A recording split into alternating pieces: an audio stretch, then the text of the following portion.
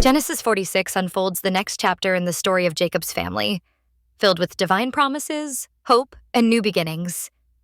God calls Jacob to move his entire household to Egypt, reassuring him that he will be with them and make them into a great nation there.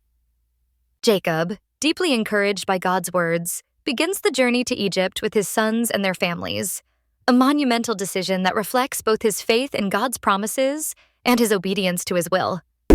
The chapter provides a detailed list of Jacob's descendants, showing how the family has grown over time. It emphasizes the unity and strength of Jacob's lineage, now numbering 70 individuals who are about to embark on a new chapter of life in Egypt. As Jacob and his family approach Beersheba, he offers sacrifices to God, seeking divine approval for this significant move. God speaks to him again, reaffirming his covenant and telling him not to fear, for he will be with him in Egypt, and he will bring him back to the land of Canaan. The journey is marked by a momentous family reunion as Joseph, who has been in Egypt for many years, is eagerly awaiting the arrival of his father. Upon hearing of Jacob's approach, Joseph prepares his chariot and goes to meet him. The emotional meeting between father and son is filled with tears as Joseph falls on Jacob's neck and weeps, realizing that the long years of separation are finally over.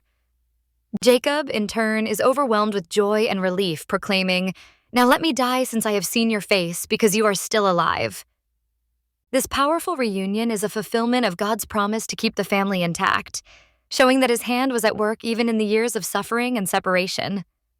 Jacob's reunion with his son Joseph represents not just the restoration of family bonds, but the fulfillment of God's overarching plan for his people. The chapter ends with Jacob settling in the land of Goshen, a fertile area in Egypt, where his family will thrive and grow.